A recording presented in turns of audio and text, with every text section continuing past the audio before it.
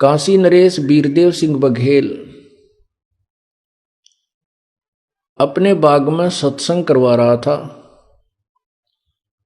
और स्वयं अपने महल में विश्राम कर रहा था। उधर वो लालची संत अपने स्वार्थवश क्यों राजा चलते समय विदाई देगा, 5 मोहर सोने की देता था वो संतों को, इसलिए वे अपने आप वहां बैठ करके डफड़ी पीट रहे थे। 100-200 भक्त श्रोता, कोई सैनिक, कोई राजमहल के कर्मचारी वहां पर विराजमान थे। वो सत्संग कर रहे थे। परमात्मा वहां पहुंचे तो उन्होंने परमेश्वर कबीर जी से कहा था कि आप भी कुछ विचार व्यक्त करें। परमात्मा ने जो विचार व्यक्त किए, क्योंकि उससे पहले वो वीरदेव सिंह बघेल हिंदू राजा था और सभी उस समय के सुप्रसिद्ध संत वहां पर वीरदेव सिंह की उस राज बाग के अंदर सत्संग करने के लिए आए हुए थे और सभी यही कह रहे थे कि ब्रह्मा विष्णु महेश सर्वेश्वर हैं, मृत्युंजय हैं, इनके कोई माता पिता नहीं हैं, ये सारी सृष्टि के रचनहार हैं, कुल के मालिक हैं, अनंत सभी ब्रह्मांडों के ये स्वामी हैं। जब परमात्मा ने यथार्थ ज्ञान कहा कि ब्रह्मा विष्णु महेश नाशवान हैं, ये अविनाशी नहीं हैं, इनके माता पिता भी हैं, तुम परिचित नहीं हो, और पूर्ण रूप से वह सृष्टि रचना अपने द्वारा रची हुई सृष्टि की जानकारी परमेश्वर ने दी। परमात्मा कहते हैं, साच कहूं तो जग नहीं माने और झूठ कही ना जाई हो, ये ब्रह्मा विष्णु शिव जी दुखिया जिन ये राह चलाई हो।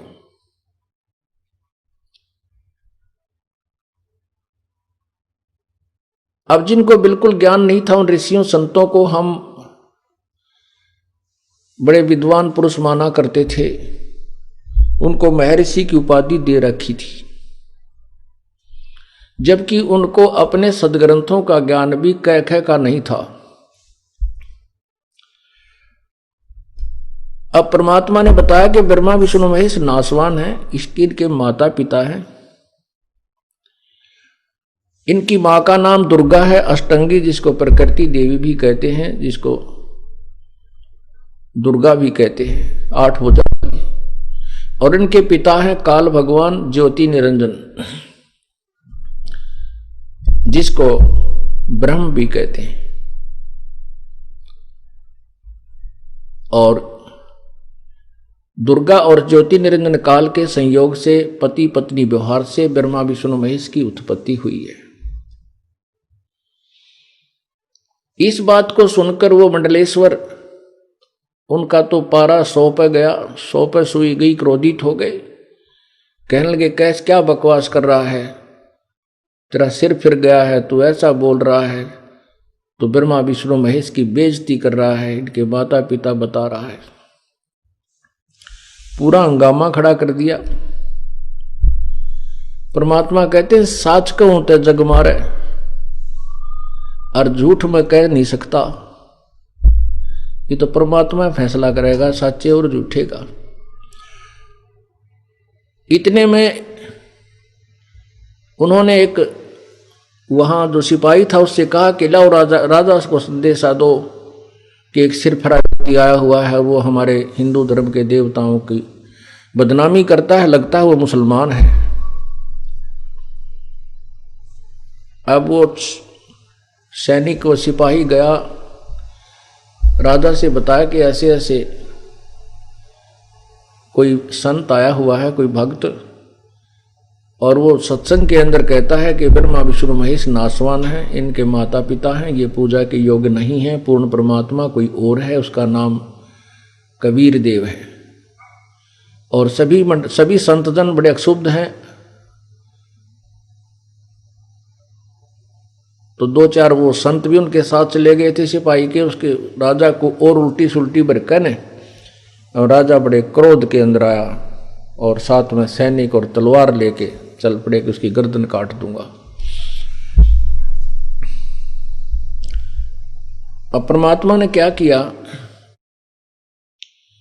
जब राजा रह गया 100 फुट की दूरी पर लाल आंख कर रखी थी, परमात्मा जमीन से 2 फुट की ऊंचाई पर विराजमान हो गए। नीचे कोई बेस नहीं था, वो केवल राजा को दिखाई दे रहे और शेष को जमीन पर विराजमान नजर आ रहे। जब राजा ने पूछा कौन है वो, कि वो रहा, वो दाढ़ी वाला सिंपल साधारण से वेशभूषा में परमात्मा विराजमान थे। जब राजा ने देखा वो जमीन से ऊपर है, जमीन में कोई स्पोर्ट नहीं है, राजा की वह सुई जीरो पाएगी जो क्रोध होकर आया था, और एकदम इतना प्रभावित हो गया कि ये भगवान नजर आता है मुझे। तो जब राजा ने देखा कि जमीन से ऊपर विराजमान है तो भगवान ने कोई फरिश्ता या देवता अवश्य है। राजा ने जाते ही दंडोत प्रणाम किया, प्रणाम चरणों में मत्था टेका। अब दूसरे ऋषि थे, वो उनको दिखाई दे रहा था परमात्मा जमीन पर विराजा हुआ, और राजा ने देखा वो 2 फुट ऊपर विराजमान। तो जितने भी वो ऋषि बैठे थे, वो नकली संत, वो पेट भर उन्होंने सोचा भी राजा के जादू कर दिया इसने, क्योंकि तो पूरी चाबी भर के लाए थे। राजा को जानते इसका काम कर देगा और काट देगा गर्दन, इसकी टंटा कटेगा। राजा ने पैर पकड़ दिए और कहा परवरदिगार क्या विवाद है आपका। परमात्मा फिर जमीन पर विराजमान हो गए। तब परमेश्वर ने कहा कि मैं आके सत्संग सुनने आया था, इन्होंने मुझे विवश किया कि कुछ विचार सुना। मैंने इनसे कहा था कि मैं जो वचन विचार सुनाऊंगा तुम भाग जाओगे, तुम नहीं टिक पाओगे। इन्होंने कहा था ऐसी कैसी बात है, ऐसी क्यों बात कर रहे हो, आप सुनाओ। तो मैंने इनके कहने से ही ये 4 लाइन सुनाई है, इनका दर्द हो गया। अब राजा बहुत विनम्र हो गया, कहने लगा प्रभु आप जो कह रहे हो सत्य होगा, लेकिन हम कैसे विश्वास करेंगे ब्रह्मा विष्णु महेश नासवान हैं या इनके कोई माता पिता है। राजा ने कहा कि विश्वास तो मैं करा दूंगा जब तुम ध्यान से सुनोगे। तो यदि तुम ईर्षावश या किसी अपने स्वार्थवश लोग नहीं मानते हैं तो उनको विश्वास नहीं कराया जा सकता। यदि आप सच्चाई को ग्रहण करना चाहते हो तो विश्वास तो ऐसा करा दूंगा, जिंदगी भर नहीं बोल सकते आप। तो राजा ने कहा जी हमें भगवान चाहिए और सच्चाई चाहिए। आज तक हमने नहीं सुना कि ब्रह्मा विष्णु महेश के भी कोई माता पिता है। परमात्मा ने कहा कि आप किसी विद्वान ब्राह्मण को बुलाइए। परमात्मा ने कहा कि आपने ब्रह्मा विष्णु महेश के विषय में कहां से जानकारी हुई। राजा ने कहा जी पुराणों से, विष्णु पुराण से, शिव पुराण से, दुर्गा पुराण से, ब्रह्मा पुराण से। ठीक है, यदि मैं आपको उन्हीं पुराणों में ये दिखा दूं, ये बता दूं कि इन्हीं में लिखा कि नासवान है, इनके माता पिता हैं, क्या आप स्वीकार कर लोगे? कहने लगे जी नतमस्तक होकर स्वीकार करूंगा यदि इन पुराणों के अंदर ये मिल गया तो। परमात्मा बोले एक परमात्मा को पता था कि राजा के सामने वो पंडित जी जो पढ़ा शिक्षित विद्वान पुरुष होगा वो झूठ नहीं बोलेगा। राजा ने कहा ठीक है, आप मेरे महल में प्रवेश करो। परमात्मा को बुलाकर अपने घर ले गए और वहां पर एक शिक्षित ब्राह्मण बुला लिया। राजा से कहा प्रभु ने कि आप इसको कह दो कि जो मैं पृष्ठ जो अध्याय बताऊं उसने जो का तो पढ़े और ठीक अनुवाद करके आपको सुनावे। तो राजा ने सख्त हिदायत दे दी कि ब्राह्मण जो ये संत जी जो अध्याय बताओ जिस भी पुराण का, आप जो का तो अनुवाद करना, उसमें मिलावट मत करना। अक नहीं, कान पकड़ दिया, दिखे वह तलवार। तो वहां उस ब्राह्मण ने वो सारी पुस्तकें लाके रख ली, गीता जी भी, शिव पुराण, विष्णु पुराण, दुर्गा पुराण। तब परमात्मा ने कहा कि शिव महापुराण रुद्र संहिता अध्याय नंबर 3, 4, 5 और 6 इसको पढ़ के सुना दे ब्राह्मण, लेकिन हिंदी में ठीक बोलिए। संस्कृत में तू पढ़ा जो पढ़ा, पर हिंदी में ठीक बोलिए। तो उसने पढ़ना शुरू किया। ये दास आपको अब पढ़ा के सुनाता है ताकि जो नए श्रोता आते हैं, क्योंकि ये एक ऐसा जटिल समस्या आ गई। ये दास तो एक ये सच्चाई बताने वाला और झूठ बोलने वाले संत करोड़ों और लाखों। अब उस रंग में हम रंग चुके हैं, उस दंत कथा में, उस लोक वेद में, जो हमने सुनाया था लेकिन सदग्रंथों से नहीं मेल खाता। अब जिन टीचरों ने आउट ऑफ सिलेबस पढ़ा दिया, तो बच्चों का दोष नहीं, उन्होंने तो टीचर को ने जो मौखिक पढ़ा दिया उसको विश्वास करके कि ये टीचर है, इसने सिलेबस को पढ़ा है, ये सही बोल रहा है, तो विद्यार्थियों ने तो ग्रहण कर लिया। अब उस सिलेबस को देखा खोलकर तो वो टीचर जो थे वो सारे इस सिलेबस के विरुद्ध पढ़ा रहे थे और सभी विद्यार्थियों के भविष्य को नष्ट कर दिया। यही हमारे साथ किया गया। गुरु, ये आध्यात्मिक गुरु एक टीचर होते हैं, ये इनके पास इन्होंने अपने सदग्रंथों से ही ज्ञान देना चाहिए था। इन्होंने सदग्रंथों की आड़ में अपने ग्रंथों का नाम लेकर के ग्रंथों के विरुद्ध दंत कथा सुना दी कि ब्रह्मा विष्णु अजरो अमर हैं, इनके कोई माता पिता नहीं, यही पूजा के योग्य हैं। जबकि गीता जी और वेदों में स्पष्ट लिखा है कि पूजा के योग्य तो केवल एक ही परमेश्वर है, वो पूर्ण ब्रह्म है, परम अक्षर ब्रह्म है। और ब्रह्म भी कहता है कि मैं भी उसी की पूजा करता हूं। ब्रह्मा विष्णु महेश भी साधना उसी की करते हैं। तो इसलिए हम उल्ट साधना करके, शास्त्र भी साधना करके अपने भविष्य, अपने जीवन को नष्ट करते रहे और यहीं इस काल के जन्म मृत्यु के चक्कर में, अरहट के कुएं में जुड़े रहे। अब आपको रुद्र संहिता शिव महापुराण सुनाते हैं।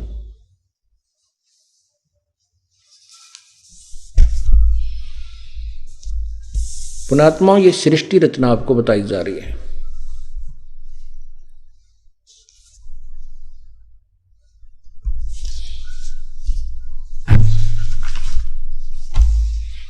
ये देखिएगा शिव महापुराण,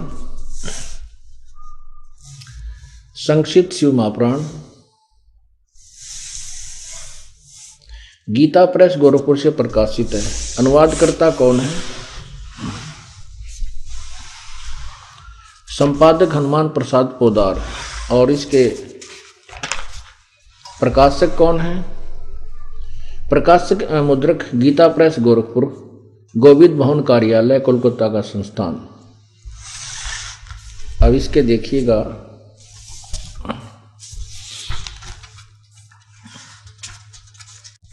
ये देखिएगा रुद्र संहिता अध्याय नंबर 6 आपको सुनाते हैं। ये 5 अध्याय समाप्त हुआ पृष्ठ 99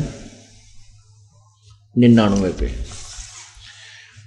ब्रह्मा जी कहते हैं, अपने पुत्र नारद को बता रहे हैं। ब्रह्मा जी ने कहा, ब्रह्मन देव शिरोमणे, तुम सदा समस्त जगत के उपकार में ही लगे रहते हो। तुमने लोगों के हित की कामना से बहुत उत्तम बात पूछी है, जिसके सुनने से संपूर्ण लोगों के समस्त पापों का अक्षय हो जाता है। उस अनाम्य शिव तत्व का मैं तुमसे वर्णन करता हूँ। शिव तत्व का स्वरूप बड़ा ही उत्कृष्ट और अद्भुत है, जिसमें समस्त चराचर जगत नष्ट हो गया था। सर्वत्र केवल अंधकार ही अंधकार था।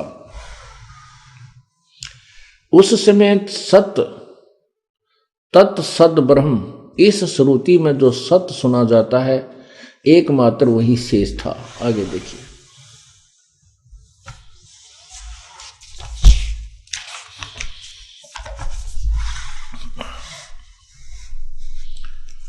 जिस परब्रह्म के विषय में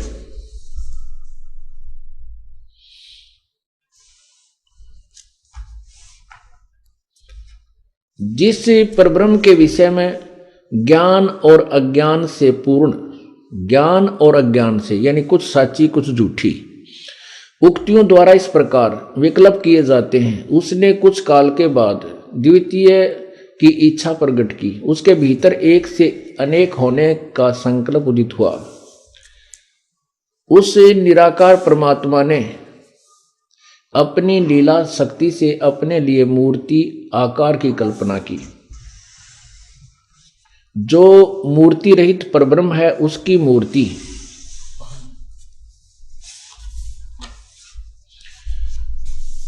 जिनमें आकार भगवान सदाशिव हैं। अर्वाचीन और प्राचीन विद्वान उन्हीं को ईश्वर कहते हैं। उस समय एकाकी रहकर स्वेच्छानुसार विहार करने वाले उन सदाशिव ने अपने विग्रह से स्वयं ही एक स्वरूप भूता शक्ति की सृष्टि की, यानी अपने अंदर से एक स्त्री को निकाला, प्रकट किया, जो उनके अपने शरीर अंग से कभी अलग होने वाली नहीं थी। उस पराशक्ति को प्रधान प्रकृति गुणवती माया बुद्धि तत्व की जननी तथा विकार रहित बताया गया है। वह शक्ति अंबिका कही गई है। उसी को प्रकृति, ये ध्यान से सुनना, ये प्रकृति जो है ये दुर्गा को कहते हैं। ये शब्द प्रकृति शब्द आपके गीता जी में काम आओगा, जहां सृष्टि रचना आपको गीता जी में दिखाई जाएगी। उसको प्रकृति सर्वेश्वरी त्रिदेव जननी, त्रिदेव जननी, तीनों देवताओं की मां, ब्रह्मा विष्णु महेश की उत्पन्न करने वाली माता जननी, त्रिदेव जननी, नित्ता और मूल कारण भी कहते हैं। सदाशिव द्वारा प्रकट की गई उस शक्ति की 8 भुजाएं हैं। स्पष्ट हो गया। ये दुर्गा जो अष्टंगी है इसी के नाम है प्रकृति सर्वेश्वरी। और ये सदाशिव कबीर परमेश्वर ने आकर के सबसे पहले ब्रह्मा को यह ज्ञान सुनाया था सृष्टि रचना का। ब्रह्मा ने कुछ विश्वास हुआ, उसके बाद इस काल भगवान ने, जो सदाशिव है, ये ब्रह्मा विष्णु महेश का पिता है, ये 3 रूप धारण करके सामने आता है, या तो विष्णु रूप में, या शिव रूप में, या ब्रह्मा रूप में। ये अपने वास्तविक काल रूप में प्रकट नहीं होता, इसने कसम खाई हुई है। यही गीता जी के अध्याय नंबर 7 के श्लोक नंबर 24-25 में कहा है कि ये मूर्ख जन समुदाय मुझे कृष्ण मान रहा होगा, मैं कृष्ण नहीं हूं, मैं तो अपनी योग माया से छुपा रहता हूं और ये मेरे अटल विधान से परिचित नहीं है। मैं कभी किसी के सामने अपने यथार्थ रूप में नहीं आता। तो ये सदाशिव जो यहां कहा जा रहा है ये काल है।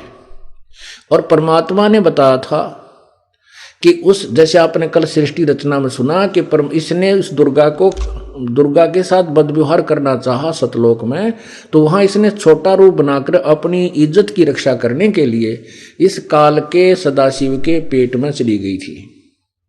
और फिर परमेश्वर ने आकर उसको इससे बाहर निकाला था और इनको 21 ब्रह्मांड समेत वहां सतलोक से निष्कासित किया था। ये वास्तविकता ये है। लेकिन ये ब्रह्मा ने फिर उसमें अपनी सोच घोल कर, अपना ज्ञान मिला के, कुछ विश्वास हुआ कुछ अविश्वास करके उसने ये पुराणों की रचना की है। सच्चाई साम वेद से आपको मिलेगी। ये इसलिए आपको दिखा रहा हूं कि इसमें भी वो सत्य विद्यमान है जो परमात्मा बताते हैं। अब देखिएगा, ये स्पष्ट हो गया है। उसी को प्रकृति सर्वेश्वरी त्रिदेव जननी, नित्या और मूल कारण भी कहते हैं। सदाशिव द्वारा प्रकट की गई, यानी काल के पेट से निकली उस शक्ति की 8 भुजाएं हैं। आगे देखो, वे जो सदाशिव हैं, ये काल की तरफ संकेत है। आगे काल ही शब्द दिखाऊंगा इसी में। वे जो सदाशिव हैं उन्हें परम पुरुष ईश्वर शिव शंभु और महेश्वर कहते हैं। अब देखो, वे अपने सारे अंगों में भस्म रमाए रहते हैं। उन काल रूपी ब्रह्म ने, ये आ गया ना, काल रूपी ब्रह्म, ये काल है, सदाशिव का रूप धारण कर शिव का रूप धारण कर लेते हैं, जिसको महाशिव कहने लग जाते हैं, सदाशिव भी कहते हैं। उन काल रूपी ब्रह्म ने एक समय शक्ति के साथ, ये नाथ शब्द गलत है लिखा है यहाँ, साथ शक्ति के साथ शिवलोक नामक अक्षेत्र का निर्माण किया था। उस उत्तम अक्षेत्र को काशी कहते हैं। वह परम निर्वाण व मोक्षदायक स्थान है जो सबके ऊपर विराजमान है। वे प्रिया प्रियतम रूप शक्ति और शिव, प्रिया और प्रियतम रूप यानी पति पत्नी के रूप में शक्ति दुर्गा और शिव ये काल जो परमानंद रूप हैं उस मनोरम अक्षेत्र में नित्य निवास करते हैं। काशीपुरी परमानंद रूपणी है। मुने शिव और शिवाने, यानी उस काल ने और दुर्गा ने प्रलय काल में भी कभी उस अक्षेत्र को अपने सानिध्य से मुक्त नहीं किया। इसलिए विद्वान पुरुष उसे अविमुक्त अक्षेत्र नाम से जानते हैं। आगे देखो, देवर्षि एक समय उस आनंद वन में रमण करते हुए शिवा और शिव के मन में यह इच्छा हुई कि किसी दूसरे पुरुष की सृष्टि करनी चाहिए, यानी कोई बेटा उत्पन्न करना चाहिए, संतान उत्पत्ति करनी चाहिए। अब क्या बताते देखिए,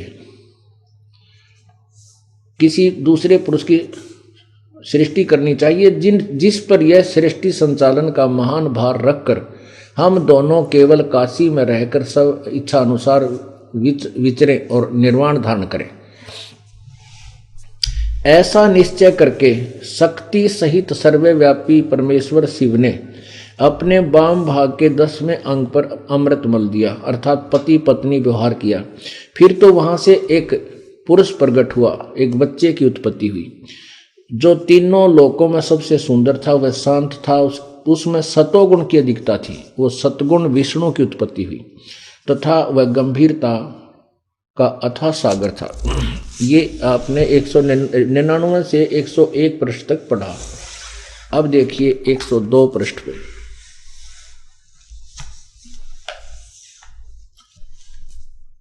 अब उस बच्चे का जन्म हुआ, उसने अपना नाम पूछा, मेरे नाम का निश्चित कीजिए। तो क्या बताया, शिव ने कहा, वत्स, व्यापक होने के कारण तुम्हारा विष्णु नाम विख्यात हुआ। और पुण्यात्मा, ये पवित्र शिव पुराण ने स्पष्ट कर दिया कि दुर्गा और इस काल भगवान सदाशिव के संयोग से विष्णु की उत्पत्ति हुई, विष्णु इनका बेटा हुआ। दास नहीं कह रहा, अपने सदग्रंथ कह रहे हैं, मैं तो केवल पढ़ कर सुना रहा हूं। अब ये इस चीज का दुख उन लोगों को हो रहा है जिनकी दुकान बंद हो जाएंगी। पवित्र हिंदू धर्म के लोग इन धक्कारेंगे, थूकेंगे, निकम्मे, तुम आज तक ये पढ़ा है हमारे ताई, हमारे सदग्रंथ क्या बता रहे हैं, तुम संस्कृत के ज्ञाता होकर के विद्वान की फीत ला करके हमें मिसगाइड करते रहे। उनको भी ये भय बन गया कि तुम्हारे या रोजी रोटी बंद होगी।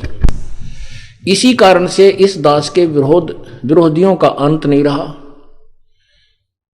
क्योंकि किसी भी सदग्रंथ को दास ने उठाकर देखा है, सदग्रंथ सही हैं, उनकी आड़ में जो अन्य अपनी दुकान चला रहे हैं, महर्षि पाक रहे थे और मंडलेश्वर कुआं थे और गुरु बन रहे थे, उनकी छुरी उन्हीं के सदग्रंथों के विरुद्ध है।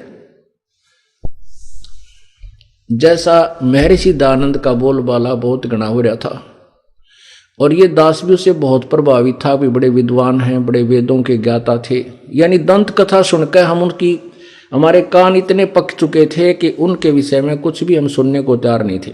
फिर जब दास ने वेदों को पढ़ा और परमेश्वर द्वारा दिए हुए ज्ञान को देखा तो वेदों का ज्ञान और परमेश्वर कबीर जी की वाणी का ज्ञान एक मिला। फिर सत्यार्थ प्रकाश को देखा, वो वेदों के कंप्लीट विरुद्ध है, एक भी छोरी वेद अनुसार नहीं है, और वो डंडोरा पीटते हैं कि वेदों के अनुसार ही सत्यार्थ प्रकाश का हमने रचना की है स्वामी जी ने। अब दास ने वह पोल खोल दी कि ये तो सारा सत्यार्थ प्रकाश वेदों के विरुद्ध है, ये तो संसारिक व्यवहार की बातें भी इसमें ठीक नहीं है, सारी विरुद्ध है। तो इस बात से उन लोगों को दुख हुआ जो उस सत्यार्थ प्रकाश को बेचकर रोटी खा रहे थे, और जनसाधारण को दुख नहीं। जनसाधारण तो अपने रिश्तेदार है, कोई भाई है, कोई बहन है, आपस में हमारे एक नाते हैं जुड़े हुए। उन्होंने सत्य को वहां तक ना पहुंचा करके असत्य भाषण शुरू कर दिए, दास को बदनाम करना शुरू कर दिया और जनता को गुमराह कर दिया। लेकिन अब सच्चाई हम जन जन तक पहुंचावांगे और फिर ये चोटाले ढूंढे नहीं पाओगे। उनने कहने भाई उनके कान खींचेंगे, तुम क्या वांडव थे, इसमें लिखा क्या पाया है। ऐसे ही ये हिंदू समाज के जो ठेकेदार हैं ये विरोधी हो गए। तो इस प्रकार ये चाहे सारा संसार विरोधी हो जाओ, क्योंकि सत्य को कभी कोई दबा नहीं सकता। ये हार्ड एंड फास्ट रूल है। ठीक है, थोड़ी बहुत कठिनाइयां आती हैं, पर एक दिन ये सूर्य उदय होकर रहेगा। अब ये सच्चाई दास अपनी तरफ से नहीं कह रहा, एक शब्द भी नहीं बोलता मैं किसी के विरुद्ध, लेकिन सदग्रंथों को पढ़कर सुनाऊं। आप शिक्षित हैं, ये बुक अगर ना आपका विश्वास हो कि मैं कोई और छपवा कर न पढ़ने लाग रहा हूँ, आप इस सारे दिखाता हूँ, प्रश्न नंबर देता हूँ, गीता प्रेस गोरखपुर से बताता हूँ, उसको खरीद कर देख कर पढ़ कर देखो, मिलाओ, और मिल जाए तो फिर आओ, क्यों देर करते हो, अपना कल्याण करवाओ। अब ये सिद्ध हो गया कि शिव पुराण, इस शिव पुराण में विष्णु जी की उत्पत्ति दुर्गा और शिव से हुई, यानी इसका जन्म मृत्यु हुआ। अब आगे देखो, ब्रह्मा की उत्पत्ति इन्हीं से। अब 103 पृष्ठ पर 7वां अध्याय चल रहा है, ये 6ठा अध्याय यहां समाप्त हुआ।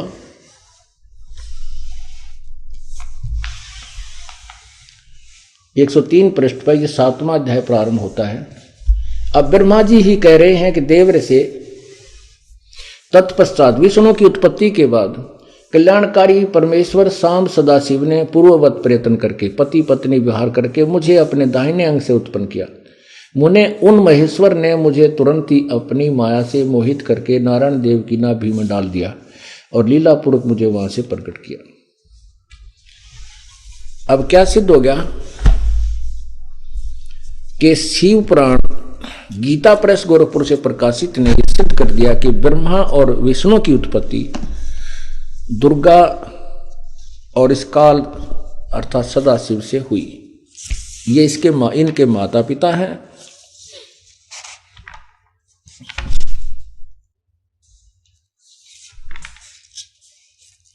इससे सिद्ध हुआ कि ये अजर अमर नहीं। अब ये गीता का अनुवाद शिव पुराण का ये केवल हिंदी अनुवाद किया गया है। संस्कृत में ये मूल जो ग्रंथ है संस्कृत भाषा में है, तो संस्कृत से अनुवाद करते समय अनुवादकर्ता ने समस्या आ गई कि शिव से शिव की उत्पत्ति कैसे लिखूं, जबकि मूल संस्कृत में स्पष्ट लिखा है।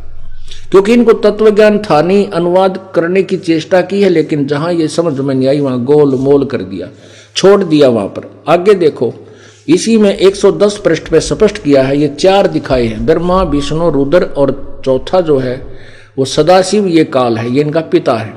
9वां अध्याय देखो, अध्याय 9 पृष्ठ 110 पृष्ठ, इसके लास्ट में लिखा है, इस प्रकार ब्रह्मा विष्णु और रुद्र इन 3 देवताओं में गुण है, परंतु शिव, ये शिव कौन है? ये काल है, ज्योति निरंजन ब्रह्म इनका पिता है, गुणातीत माने गए हैं। जैसा कि आपने यहां पढ़ा,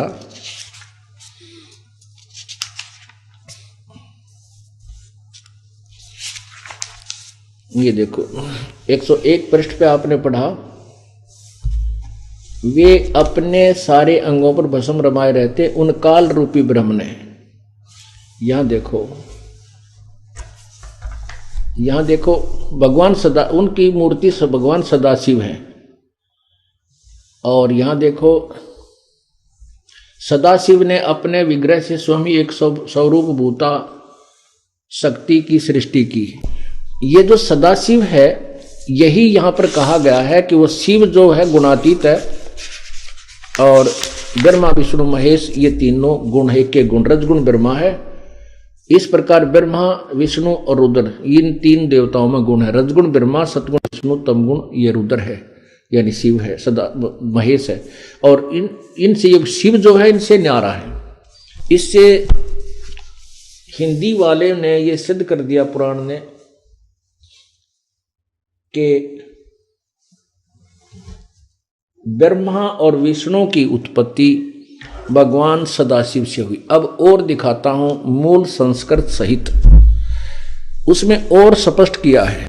और उसमें यह भी कहा, सदाशिव ये काल कहता है ब्रह्मा विष्णु को कि तुम भगवान नहीं हो, कदे अपने आप को भगवान मान बैठे हो, तुम ईश नहीं हो, तुमने अपने आप को मालिक मानकर अब बहुत बड़ी गलती की है, तुम्हारा दिमाग ठिकाने करने के लिए मैं यहां आया हूं। ये देखिएगा शिव महापुराण हिंदी टीका सहित, हिंदी टीका सहित। और ये कहां से प्रकाशित है ये भी देखिएगा, श्री शिव महापुराण, ये है विद्या अवरिधि पंडित ज्वाला प्रसाद जी मिश्र कृत हिंदी टीका सहित, श्री कृष्णदास प्रकाशन बंबई से ये छपा है।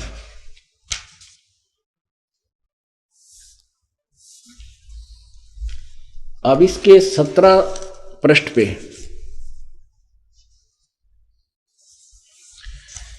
अब इसको आपके सुनाते हैं।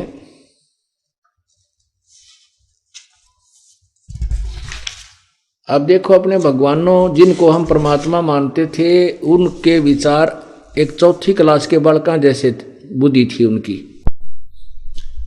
ये शिव महापुराण की विधवेश्वर संहिता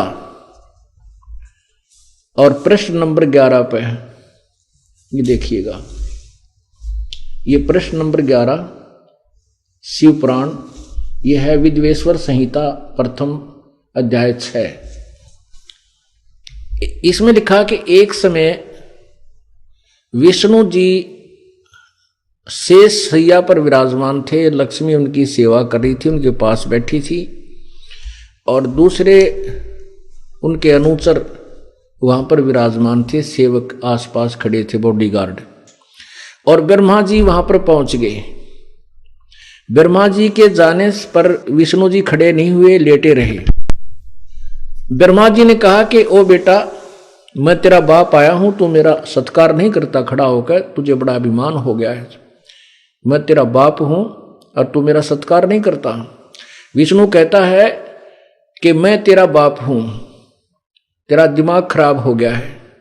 कहते इन बातों पे मैं तेरा बाप होकर मैं तेरा बाप, और लट्ठम लट्ठा हथियार निकाल लिए और हो गए शुरू एक दूसरे मरण मारने। सेना भी उनकी आपस में, समर्थक भी आ गए। कहते हैं उनका जब खूब घोर युद्ध हो रहा था, उसी समय इस सदाशिव ने, काल ने ऊपर से एक तेजो में स्तंभ उनके बीच में एक पिलर ठोक दिया। वो लड़ना छोड़ गए, घबरा गए, क्योंकि आ गया भाई एकदम। तो देखने लगे कि इसका और छोर पता करते हैं। एंड देखा इसका, ब्रह्मा ऊपर को चल पड़ा, विष्णु नीचे को। विष्णु देखकर वापस आ गया, इसको कहीं उसका अंत नहीं मिला। ऊपर ब्रह्मा चला गया। ब्रह्मा ने देखा कि ऊपर एक फूल आ रहा था उसके ऊपर से। उस फूल से पूछा ब्रह्मा ने कि भाई तू कितना लंबा चौड़ा है, ऊपर बताइए मैंने। तो फूल बोला कि मैंने भी जो है ना 4 युग हो गए इसके ऊपर पड़कर नीचे गिरते, इसके साथ साथ अभी तक मुझे अभी एंड नहीं आ लिया इसका। तो उस फूल से कहा कि तूने कह दिए, झूठ बोल दिए कि ब्रह्मा ने ऊपर आखिर तक देखा, मैं इसके गिले आया हूं, साथ ही आया हूं। वो वापस आ गया तो उधर से ये सदाशिव वहां प्रकट हुआ।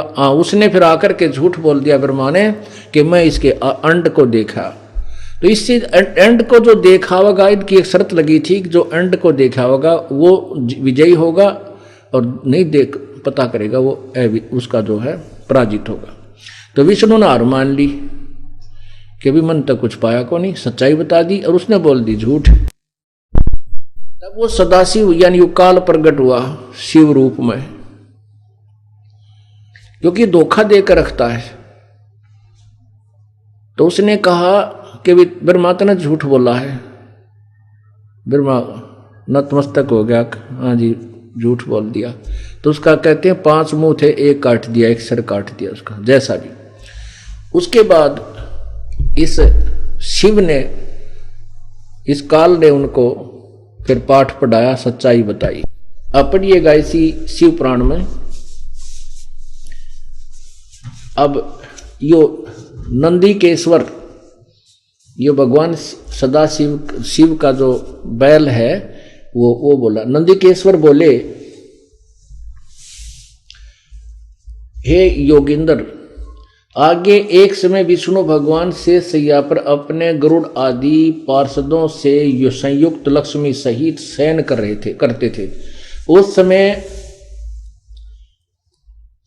ब्रह्मज्ञानियों में श्रेष्ठ ब्रह्मज्ञानी, उस समय ब्रह्मज्ञानियों में श्रेष्ठ ब्रह्मा जी अपनी इच्छा से वहां आए।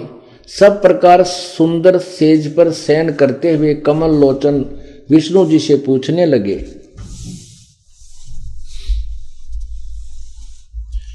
तुम कौन हो जो मुझे देखकर अभिमानी पुरुष के समान शयन करते हो? वत्स बेटा उठो, मैं तुम्हारा स्वामी आया हूं, मैं तुम्हारा मालिक आया हूं। आए हुए गुरु को देखकर जो अभिमान करता है वह द्रोही मूड का प्रायश्चित, उस द्रोही मूड का प्रायश्चित होना उचित है। यह सुनकर विष्णु के अंतर में तो क्रोध हुआ, परंतु बाहर से शांत रहे और बोले, हे वत्स, हे बेटा। विष्णु जी बोले उस ब्रह्मा को कि हे बेटा, तुम्हारा मंगल हो, बैठो इस आसन पर विराजो। इसमें तुम्हारे नेत्र कुटिल और मुख टेढ़ा क्यों है, वक्र क्यों हो रहा है? ब्रह्मा जी बोले, वत्स विष्णु, बेटा विष्णु, तुमको समय के प्रभाव से अभिमान है। हे पुत्र, मैं तुम्हारा रक्षक और जगत का पितामह हूं। विष्णु जी बोले, यह तो सब जगत मुझ में स्थित है, तुम चोर के समान किस प्रकार अपना कहते हो? तुम मेरी नाभि कमल से उत्पन्न हुए हो, इससे मेरे पुत्र हो, मुझे पुत्र कहना व्यर्था है। नंदिकेश्वर बोले, इस प्रकार ब्रह्मा विष्णु दोनों ही रजोगुण से मुग्ध होकर विवाद करने लगे। मैं श्रेष्ठ हूं, मैं स्वामी हूं, ऐसा कहकर एक दूसरे को मारने की इच्छा से युद्ध करने में उत्सुक हुए। तब संपूर्ण देवता विमान में बैठकर उस महाअद्भुत युद्ध देखने के लिए चले और आकाश में उन पर फूल बरसाने लगे। अरे वाह, जो खागड़ बिड़ा करें, झोटे बिड़ा करें, हूँ कुरकन कह दो, देवता ऊपर तो फूल बरसान लग गए, अघा कर दो काम, लड़ो। देवता नागो उनको कहना चाहिए था, महापुरुषों लड़ा नहीं करते, कोई अच्छी बात है यार। न देवता ऊपर से फूल बरसा और वह लड़ने तैयार हो रहे। तो पुण्यात्माओं, ये दास नहीं कह रहा, लेकिन सच्चाई या कड़वी कुनीन जैसी होती है। एक बार कड़वी लग गया अगर कुनीन, फिर रोग काट देती है। एक बार धैर्य से इसको सहन कर लेना, फिर देखना कितना आनंद आएगा। अब मैं आपको केवल सृष्टि रचना चल रही है, ज्यादा ना सुना करके इतना दिखाना चाहता हूं कि ब्रह्मा विष्णु रुद्र और ये महेश, और इनसे न्यारा है वो काल। अभी दिखाता हूं आपको, ये देखिएगा, ये वही पुस्तक है।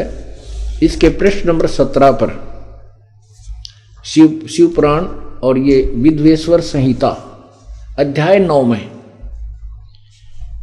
अब यहां से पढ़ के सुनाते हैं आपको। नंदिकेश्वर बोले, इस प्रकार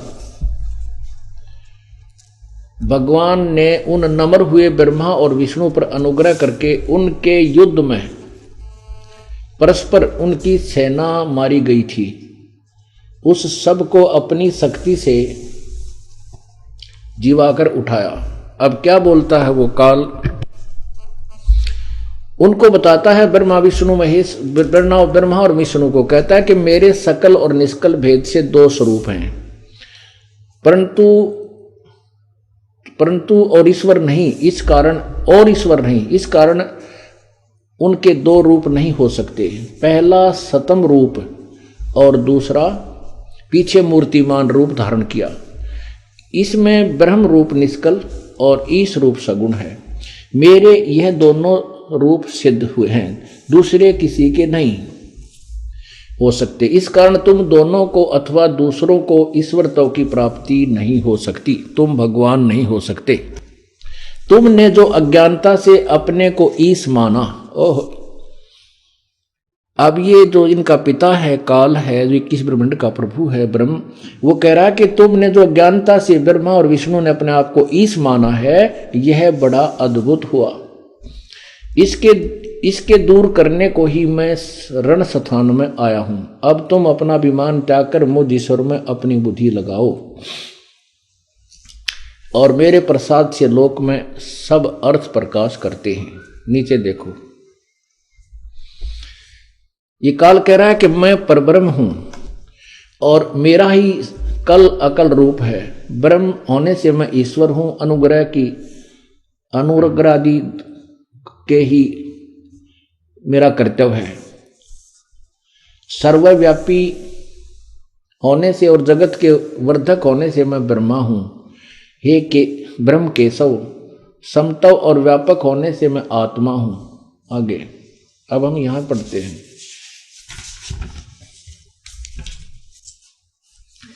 यहां देखो प्रश्न नंबर 18 पे, और यहां आ जाते हैं हम नीचे।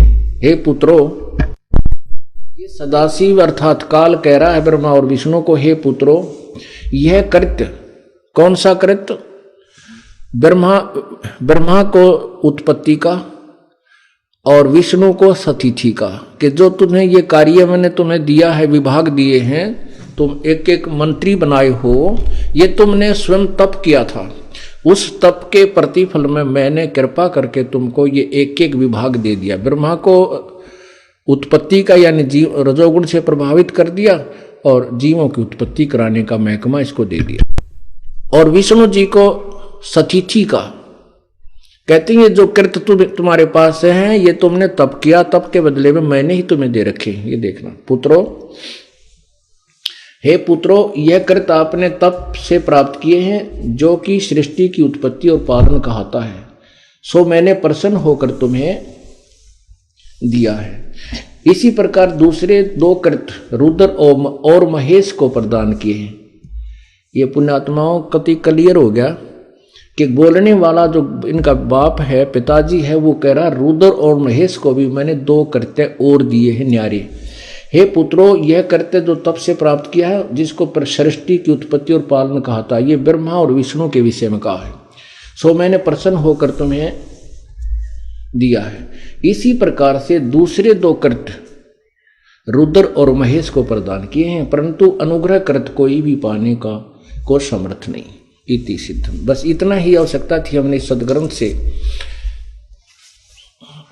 क्योंकि एक जड़ी का पौधा होता है, उसमें बहुत सारे पत्ते भी होते हैं, फल भी होते हैं, जड़ भी होती है, कांटे भी होते हैं। और जिसने पता है कि ये जड़ी हमने बनानी है, इसमें किस चीज़ की आवश्यकता है, उसकी जड़ों की आवश्यकता है या पत्तों की आवश्यकता है, उतने ही लेकर के अपनी जड़ी बना लेता है, शेष की आवश्यकता उसको नहीं है। हमने जो चाहिए था इस सदग्रंथों में से वो आपके समक्ष निकाल कर एक जड़ी बना रखी है, एक अलग से शास्त्र तैयार कर दिया है इन सब सदग्रंथों का निष्कर्ष निकालकर। तो इससे स्पष्ट हो गया कि ब्रह्मा, विष्णु और शिव यानी वो महेश इस जो काल भगवान से सदा शिव के बेटे हैं, दुर्गा इनकी मां है। अब परमात्मा ने कहा था तो वो ब्राह्मण उन्हीं अध्यायों को पढ़कर सुना रहा है और हिंदी में अनुवाद कर रहा है, और वीरदेव सिंह बघेल काशी नरेश दांतों तले उंगली दबा रहा है। फिर कहता है ब्राह्मण एक बार फिर पढ़ ले, फिर ध्यान से देख ले कहीं गलत तो अनुवाद नहीं कर रहा तू। वो कहता नहीं नहीं राजन, अनुवाद में सही कर रहा हूं, ऐसा ही लिखा है। तेरा गजब हो। अब वीर सिंह जी हैरान है कि देखा आज तक हमारे को के पढ़ाई पढ़ाया करती है निकम्मी आत्मा, और ये तो सामने समर्थ बैठे थे। यदि कोई जनसाधारण ये सच्ची बात कहता तो मैं उसकी गर्दन काटने गया था। ऐसे अपने दुष्कृत्य को देखकर रो रहा है, आंखों से पानी गिर रहा है। तो परमात्मा ने कहा कि आप देवी पुराण 3रा स्कंद अध्याय 3 से लेकर और 5 तक 7 तक पढ़कर सुना दे राजा को। अब क्योंकि वो तो मालिक थे, कबीर परमेश्वर थे, वो लोग उनको कहते, वो तो अक्षर ज्ञान नहीं था, वो तो सर्वज्ञ थे, वो पूर्ण परमात्मा थे, सारी सृष्टि रची हुई उनकी थी, और उनके सामने अक्षर और निरक्षर कुछ नहीं था, वो पूर्ण परमात्मा थी। आपको थोड़ा सा मौखिक बताऊंगा, उसके बाद ये सदग्रंथ आपको तुरंत समझ में आ जाएगा। पुण्यात्माओं, परमात्मा के पाने के लिए हमने कमर कसी है, तो इसके लिए हमने समय भी निकालना होगा। इसके लिए हमने अपना जो 2 पैसे भी खर्च करने होंगे। जैसे किसान खेती करता है, खेती करने से पहले वो बहुत कुछ खर्च कर देता है, बीज तो बहुत बाद में बीजता है, और बीज बीजने के बाद भी फिर खर्च ही शुरू हो जाता है। बीज भी वो हो सकता है मोल लाना पड़ जाए, और फिर खाद पानी भी पैसे से डलेगा, फिर कटाई करनी है वह पर पैसे से, यानी बहुत कुछ मेहनत परिश्रम और धन लगा करके वो जीवनदाता कनक बनाता है। ठीक इसी प्रकार हमने परमात्मा पाने के लिए कमर कसी है, हमारी चाह है भगवान पाना है, तो परमात्मा पाना कोई ज्यादा कठिन नहीं है, उसका रास्ता मिलना मुश्किल था। नहीं तो ऋषि महर्षियों ने, पुण्यात्माओं ने, श्रद्धालुओं ने इतने कुर्बानियां दी हैं, अपने शरीर की परवाह नहीं की, ऐसे ऐसे कठिन तप किए हैं। अब भी भक्तात्मा श्रद्धालु पेट पलनियां चलते हैं, खून निकलाता है, कौड़ी छुल जाती हैं, गोड्डे छिल जाते हैं, लेकिन वो परमात्मा की चाह में शरीर की परवाह नहीं करते। लेकिन वो दिशा ठीक नहीं मिली हुई, वो डले ढो रहे हैं। अब ये दास आपको बताएगा जो देवी भागवत आपके समझ में आएगी। पुण्यात्माओं, ये सदग्रंथ दास ने बहुत बाद में देखे हैं। पहले अपने कबीर परमेश्वर ने जो हमें सतज्ञान दे रखा था उसकी थ्योरी की, उसका अध्ययन किया, और गुरुदेव ने बताया कि आप इसको पढ़ो, सब संशय समाप्त हो जाएंगे। उसके बाद फिर मैंने, दास ने चाहा कि यदि ये सच्चाई है, ये तो सच्चाई है जो परमात्मा ने बताया है। एक ही अर्ज की थी प्रभु से, हे परमात्मा, यदि ये आप वाला ज्ञान जो कबीर वाणी में है, यदि ये इन पुराणों में और वेदों में और गीता जी में मिल जावे तो आपकी प्यारी आत्मा आपको पहचान सकती, अन्यथा कोई विकल्प नहीं है। चाहे आप इनको कितना सुख दे दिए, बाद में जैसे पीछे आए थे परमात्मा आज से 600 वर्ष पहले, उन्होंने ऐसी अनहोनियां की थी, उनके दरबार में जाते ही अंधे भी आंखों वाले हो जाते थे, कोढ़ी भी स्वस्थ हो जाते थे, उनके केवल सप्रश मात्र थे। लेकिन फिर भी लास्ट में परमात्मा उनको भगवान नहीं माना, केवल एक चमत्कारी संत मानकर छोड़ दिया। अब हम उस परमात्मा को हम परमात्मा सिद्ध करके आपके सामने प्रस्तुत करना चाहते हैं, ताकि आपकी श्रद्धा दृढ़ हो और आप सदा के लिए काल के जाल से निकल सको। तो दास ने उससे पहले ये सब सतिथि सब भक्तों के सामने बतानी शुरू कर दी थी कि कबीर परमेश्वर ने ऐसा ऐसा बता रखा है। अब यही इन सदग्रंथों ने इसका समर्थन कर दिया कि ब्रह्मा विष्णु महेश के माता पिता हैं, ये नाशवान है, अविनाशी नहीं है। लेकिन पुण्यात्माओं, ये सोचना कि दास ये नहीं कह रहा कि ये रिजेक्टेड है, नेवर। अब जैसे एक प्रांत का मंत्री है, वो अपनी पावर रखता है, लेकिन अज्ञानी कोई ये कहे कि ये स्टेट का मंत्री, ये प्रधानमंत्री है, तो वो स्वीकार्य नहीं है। केवल इतनी सी बात है।